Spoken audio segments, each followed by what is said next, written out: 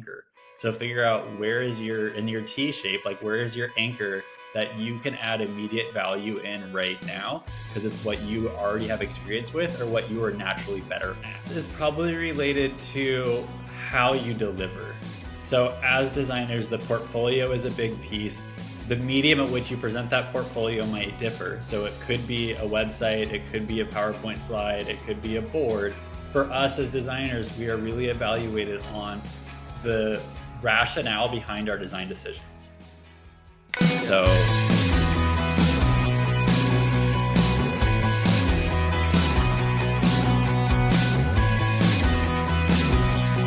all right, welcome back to this episode of the How to Get a Job podcast. Look, have you ever thought or wanted or interested in learning how to go into the design field, right? If you ever wanted to build a career in design, well, this is the episode that we have for you here today.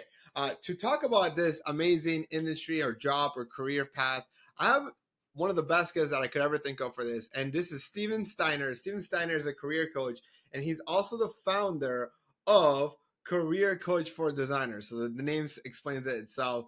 And Steven and I connected on LinkedIn, so I'm super excited to have you here today. Steven, welcome to the show. How are you doing today? Awesome, Daniel. I'm excited to be here, man. This is super cool. I've been following you for a while. Love the stuff that you've been doing. So I'm honored to be a part of sharing knowledge with your audience here today. No, I am glad that you're here, and I think design is something that I wish I was good at, right? Like, and I think you could tell when you're going to, like, whether you're using a product or a website, or when somebody's actually taking it, like looking at the little details to make things great. And so I think this is an amazing career to go into. I think it's one that is going to continue to grow. But we'd love to hear from your perspective. One, Steven, well, what got you to start your career as a designer? Because you're not only a career coach, but like I look at your LinkedIn and it's like you've worked for Kroger's, Wells Fargo, like just amongst many other great companies. So we'd love to learn more about you and why you chose design as a career. Yeah, absolutely. So as you said it, like I consider myself a designer by trade and a coach at heart. Yeah. And a lot of that to me, like when I got into it, when I got into college and kind of looked at what do I like to do, I enjoyed solving puzzles. And when I learned that you could basically get paid to solve puzzles all day long, which is a design problem to have, I went all in. So my background in college was in the School of Library Science. The degree is called informatics. My parents still think I made it up, but it works. So if you think about a library in a traditional way of data being stored on shelves, and there's a filing cabinet and there's an organization to it, it's doing that digitally. So it's saying, how is information being stored and retrieved in a database that we might not visually be able to see? And then what's the interaction for a user to be able to get their goal accomplished? Whether if that's a browsing-based experience to like look at a website, or if it's a task-based experience to complete a goal like ordering an Uber or something along those regards. That's really what I got into, is like solving puzzles, loved it, built my way up the corporate ladder doing just that in a way to where it was fun. And then I noticed that what really fills me up is the amount of knowledge I've been able to share with other designers. So through coaching, through teaching, that to me was far more fulfilling. So by doing Career Coach for Designers, I'm able to take the knowledge that I love to have and acquire and share it in a way that other people can benefit from it beyond just me delivering as the designer that I'm helping designers achieve. Yeah, no, I love it. Now, let's talk about a scenario. I'm a designer, right? Sure. Or I'm an aspiring designer. I want to go into this amazing career path that you just described, that's there. How should I be thinking about it? If I'm someone that's looking to pivot into design and I'm 6 months away from trying to really make that pivot, is there things that I should be working on? How important is a portfolio? Like, how important is having a degree versus certification? I mean, walk me through what I should be thinking about at this point of my life. Yeah, absolutely. If we envision that like being 6 months out, kind of figuring out what you want to do, there's the aspects of there's 3 tiers. Let's talk about it that way. There's going to be that structure of like, do you have the foundational knowledge? Right. So like, I'm not here to teach you the skills to be a designer. There are plenty of great programs, great ways that you can learn the foundational skills required to be a designer. The next level is, do you have experience with those skills? Mm-hmm. Right. So a specific example is Kick-Ass UX is a great program to be able to learn the skills. Bigger names are going to be things like General Assembly or ways that you can like learn the skills to be a designer. Getting experience is kind of that like get into it, get some knowledge to prove yourself out. So there are programs like Tech Fleet is a great example where you can get apprenticeship opportunities. There's tons of other places where you can go to get real world experience that shows you have the skills to be successful. And then the third tier, which is what I help designers with the most, is being able to package your story to get what you want next. So if you're 6 months out, where are you at on the foundational knowledge? It might take longer than 6 months to get that. And how many real world experiences do you have beyond hypothetical classroom projects?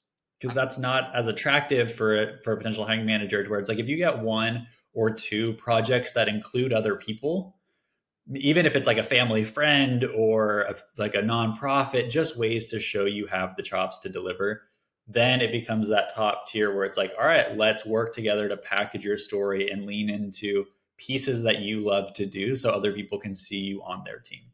Okay, that makes a lot of sense. And in terms of different, what career jobs fall under the spectrum of design jobs?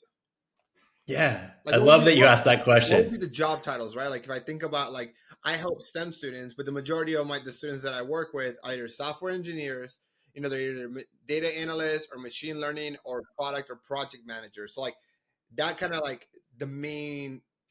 But what about design? So there's within the designers that I've helped, I see that there's 7 different types of designers, which sounds intimidating, Yeah, right? So there's 7 different types of designers in a way that you have the flashy ones that people talk about the most are going to be your graphic designers, which I consider more of the artist, yeah, right? So your graphic designers, they make it look pretty. That's your stereotypical designer. The other one that's flashy to talk about is what people now refer to as like the product designer or that UX UI designer, in that space where you're not just looking at the pretty pictures, you're also looking at the experience around it. yeah. And that to me, I look at more as the archetype, like the architect. So the two most popular ones are you the architect who's laying out the floor plan and the blueprint, or are you the artist who's coming in and stylizing it? The other 5 that are supporting that are going to be things around your researchers, your strategists, your authors. So there's content writing is very much a design job.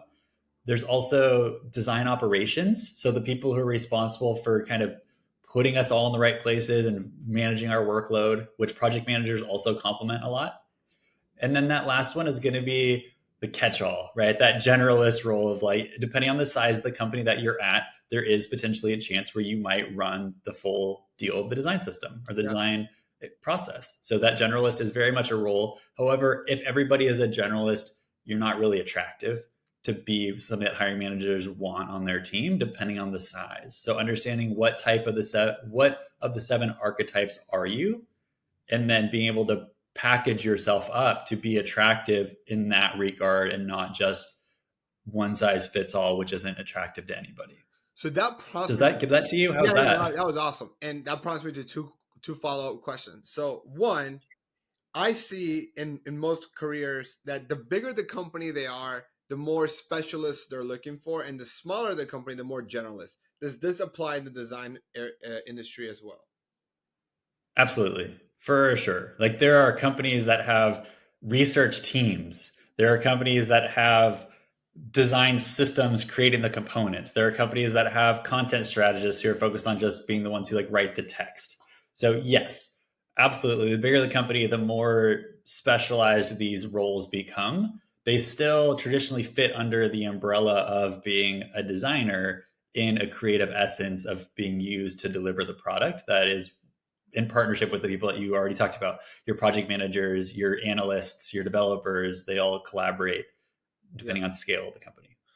And then the second follow up question that I had for you. So you talked about like graphic design, like UX UI researcher, author, design ops, and generalist. I think I missed one of them there. But is there a level of technical skills there? Like if I am, if I'm level entry coming out of college, is there one of those 7 career paths that I should be like, what?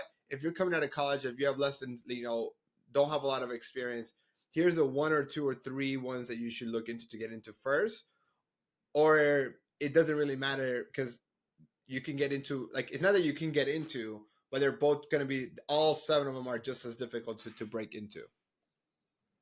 I would say the one that, in general, they're about equal. Okay, It comes into what do you enjoy doing and what can you consider being your anchor. got it.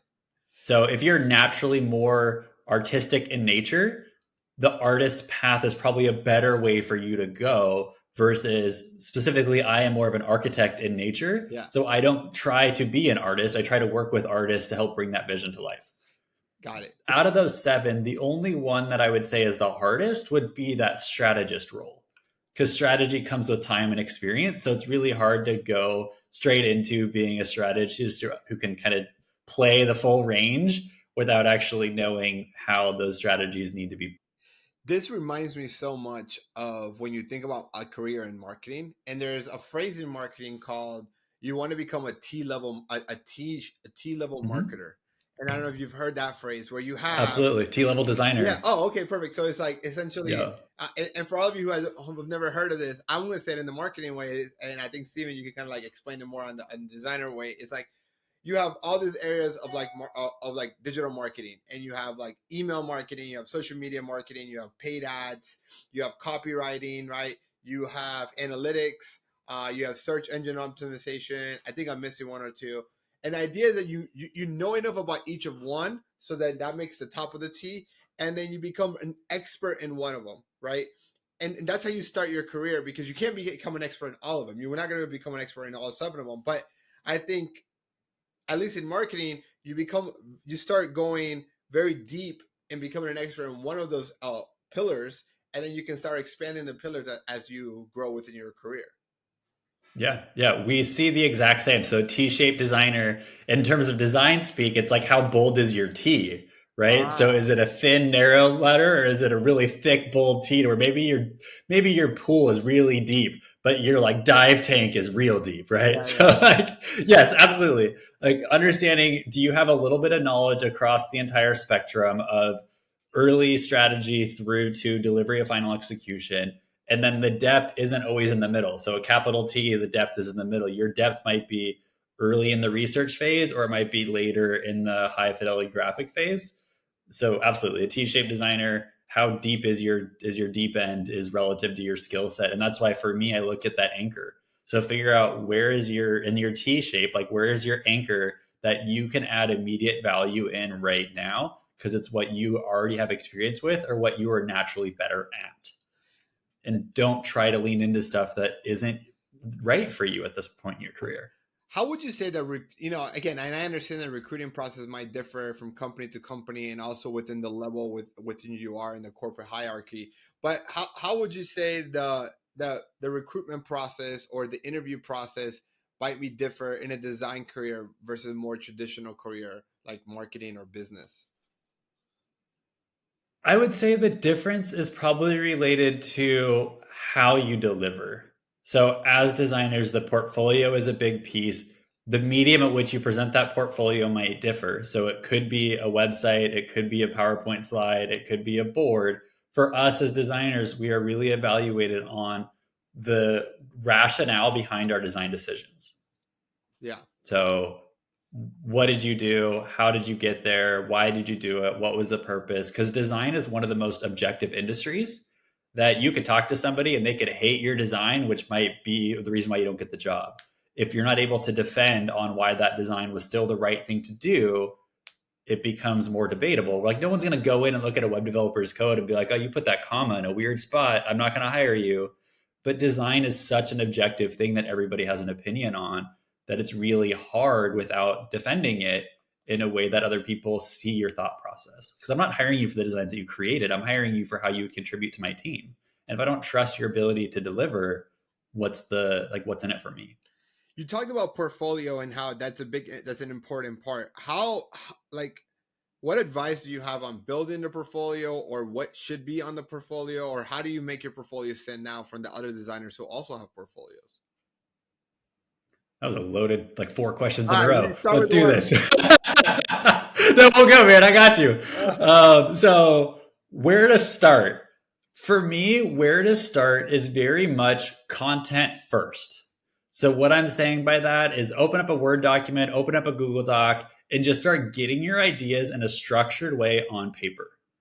As a designer, Don't go into the high fidelity pretty pictures until you're ready to know what the story is that you're going to build. Mm. So for us, getting down on paper, doodling those ideas out, planning some sort of a sitemap or a journey around your portfolio is huge. So that's what I would say where to start. Once you feel good on that story, you can make it look any medium you want to deliver it. The second thing that I think you asked was what to include. Am I going on track We're here? going. We're going. Let's go. All right.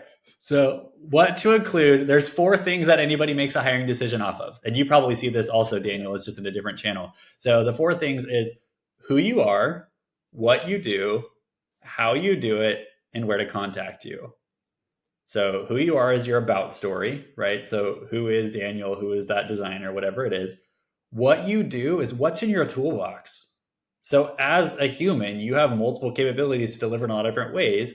As designers, what can you do? What can you show? What skills do you have? What's your design process? What software do you have?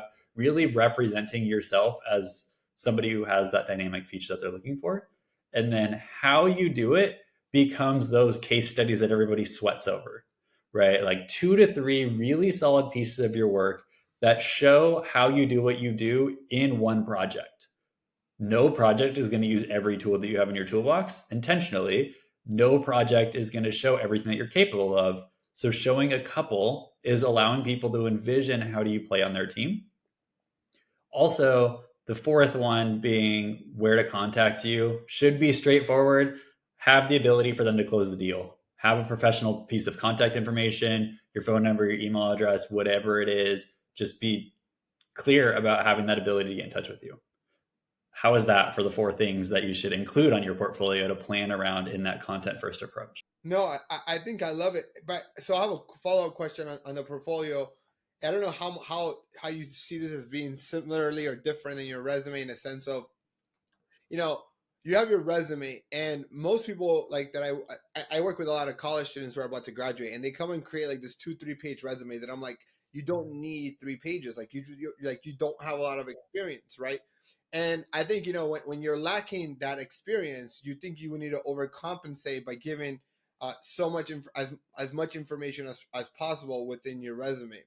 And so what happens is that you tend to forget that your resume is really kind of like the trailer to your movie. It's supposed to show them like, hey, you have the skills required that you can do the job.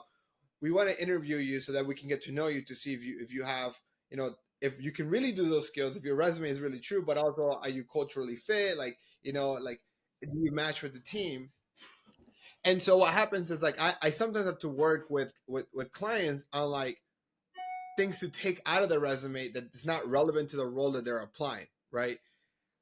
How much of that also applies in your portfolio? Like, do you want to send somebody 10 different projects, or do you want to select the top 3 that are the most relevant for the problem that you're going to be solving in the job that you're applying for?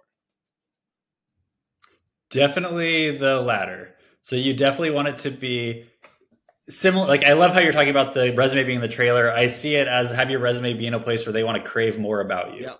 So if your portfolio is represent what you want next, if you have projects that you did not enjoy, but you feel like it could show your skills, don't include it, right? So 2 to 3, 3 to 5 solid projects that really show this is my ability to deliver what I want you to have me deliver for you.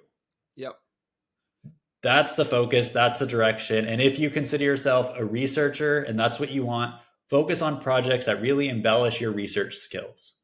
If you consider yourself more of an artist, show work that's more focused on your artist skills and maybe summarizes that research occurred. That's not your anchor, that's not what you want, then don't lean into that in a way that potentially creates more confusion for not knowing where you would fit on somebody else's team.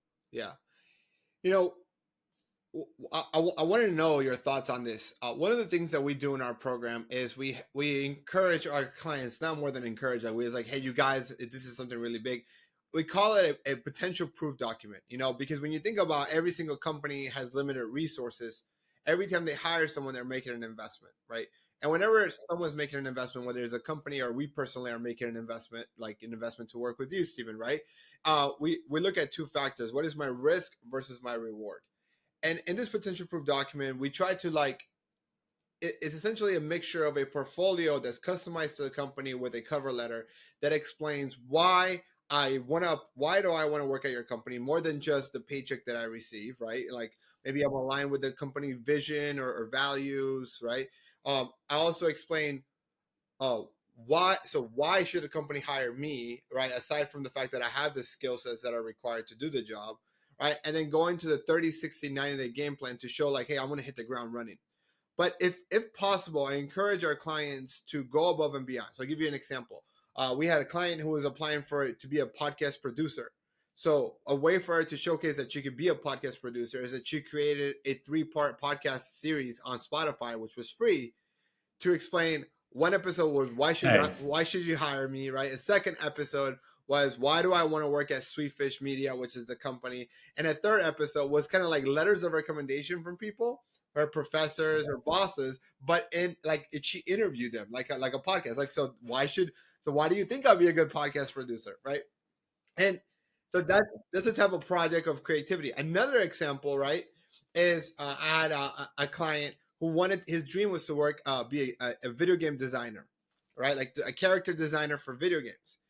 And so he designed it himself as a character in the style format of the video game that he wanted to do, and he created his skill gap just like he would like if he was a character when you pick characters and they have different strengths and weaknesses.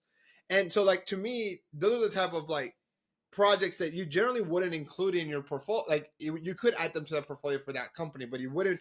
That when he made himself a character it was a game for EA, right? He can't go to another competitor and use the same character, right? It just wouldn't work. Or she couldn't use that podcast to be a podcast to when you apply for a podcast producer for a different company.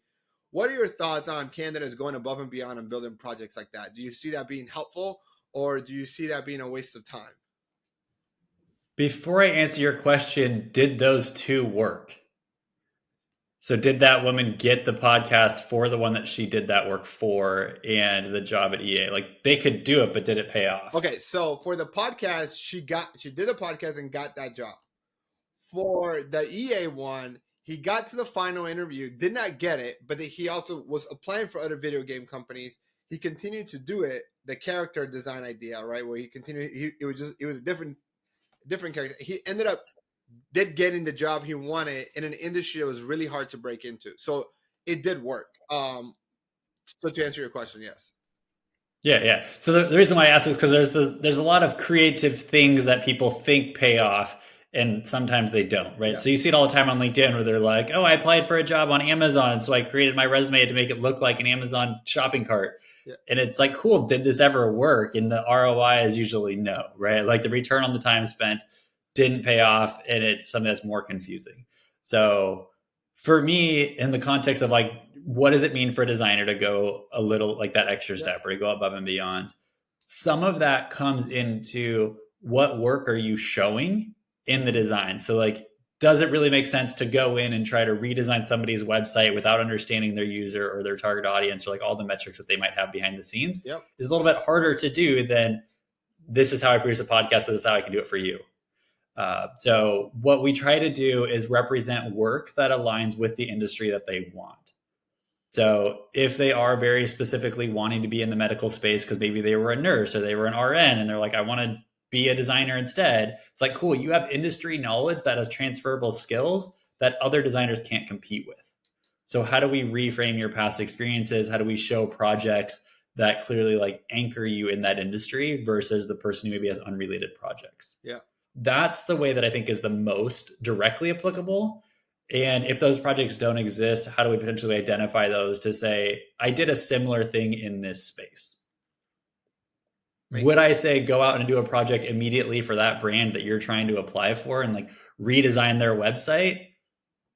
The ROI doesn't seem to be there for me because of how much more bureaucracy that happens around the design decisions being made. And maybe that's just me making excuses. Like I haven't attempted it to that level of depth to see it pay off. Yeah.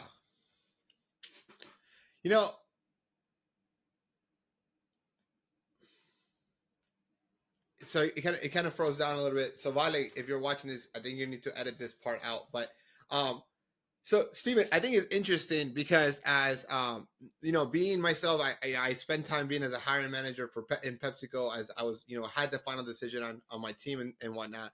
And now, like, as being like a business owner, and having now 20 full-time employees and having to go through hundreds of interviews, um, if not more, just for my personal company, which is like my baby, right? Like, I take every person that I bring in so seriously. I think what I tell my clients is, you wouldn't do this for every single job you apply to. Like, I agree in that sense. It's like, hey, like the return, like the amount of time that's required to do this correctly. Because if you just half-ass this in half an hour, like, it could be more hurtful than helpful, right? And so it's not so much about doing it for every single job that you apply for, or not every single job that you make it to the interview. I think it's like, how bad do you want that job, right? Like, for this particular person, like, EA was his dream, right? Like, and it didn't work, but he also didn't have the 5 years of experience that they were looking for. And it did get him to the final interview. And he actually stayed in contact with the team. And there's like, hey, when we have a more junior role, we would love to consider you.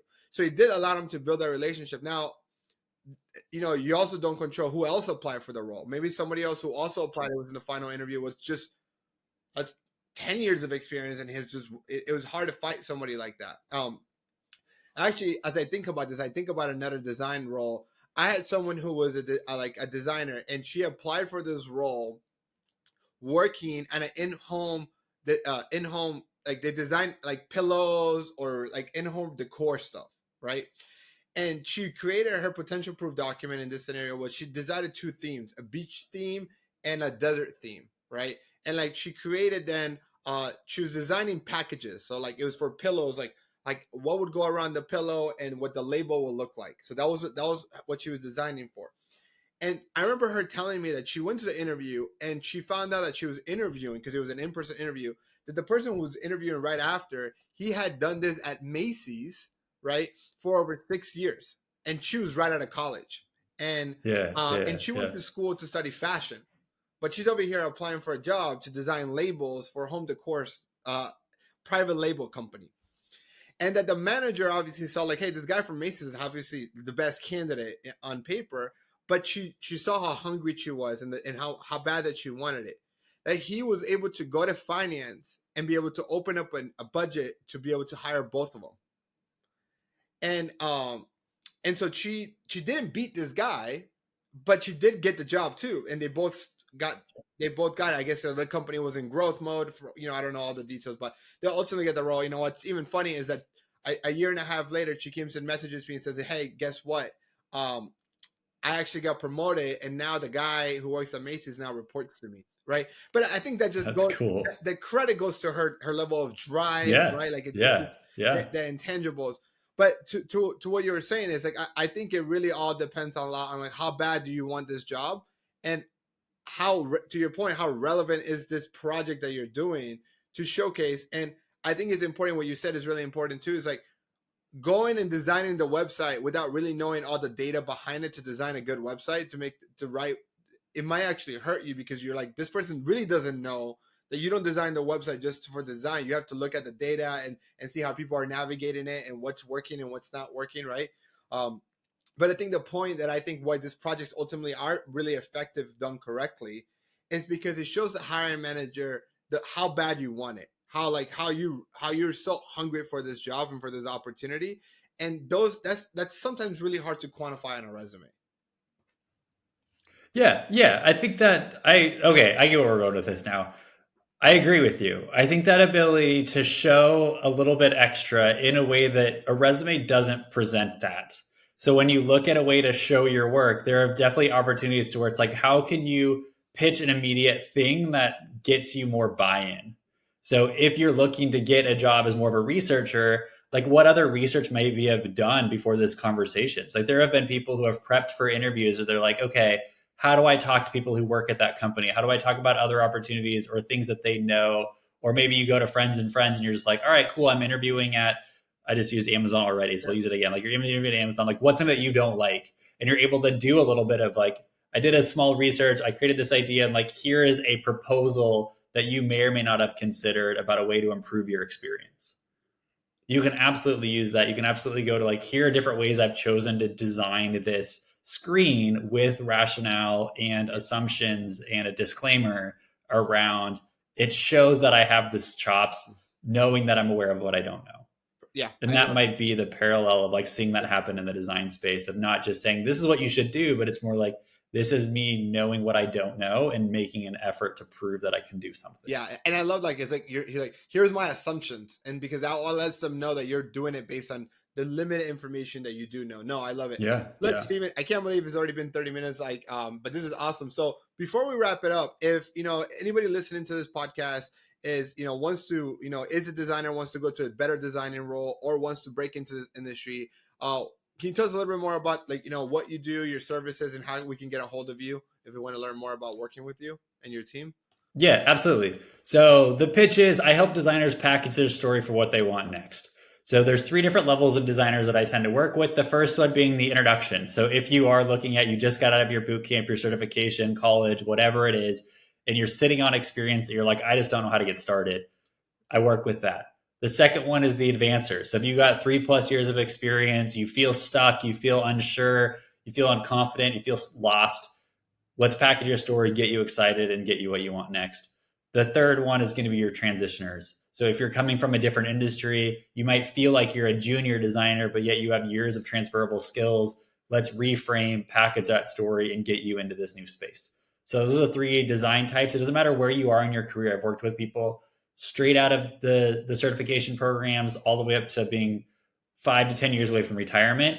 You all have a story. You're all super attractive in the way that you need to tell your story for what you want next because there's an opportunity for you. People just need to know you exist. Yeah, love it. So that's, yeah, awesome. No, keep going, keep going. So, I don't want. no, man, this is great. So that's, if you identify with those three opportunities, the way that you can work with me, careercoachfordesigners.com. We can plug that in again at the end as well. That's where you can find more about my services. The way that I do it is on a monthly subscription service. I want this to be a mutually beneficial exchange. I don't want you to commit to something that you don't feel is going to be worth it for you. There are programs that exist where it's $6,000 for 6 months. I hope it works for you. There's no way out of it. You maybe had to take a finance loan and you're stuck. That's not what I'm in it for. I'm here to help you get what you want next in a way that's mutually beneficial. So there's three different ways you can get into it: a do-it-myself membership, group coaching, or private coaching. They're a subscription-based service. Come in for a month. You can switch between levels based off of what fills you up. You can try it out. If I don't work for you, I'm not going to work for everybody. You're in it for a month. You're not in it for 6 months and a ton of money, right? So this whole thing is meet you where you're at, figure out the opportunity that gets you what you want next in a non-linear way. You don't have to follow a path that I have laid out. You can jump to any part within the journey. I have an entire career center with stuff that figures out where you want to go, all the way down to negotiating that offer and everything in between. All I want to do is give you access to package your story for what you want next in a way that has helped me as a designer throughout my entire career, as well as other designers moving forward to do exactly that. Awesome. So there we go. End scene. Now, what we'll do is we will then put a link to your website as well as your LinkedIn here so that people can connect with you and learn more about all the that you're Perfect. providing. And if you're listening to this, look, seriously, if you are a designer wanting to be into the design field or you know someone, please share this episode to someone that you think this can help be helpful for. If you enjoy this podcast, obviously we don't run ads here. The best way you can pay us back is just by sharing this with a friend. Leaving us a review that can get this podcast being noticed by more people. But from the bottom of my heart, thank you so much for listening. And Steven, seriously, thank you so much for being here. This has been a great episode. Thanks, everyone, and catch you guys on the next episode. Bye.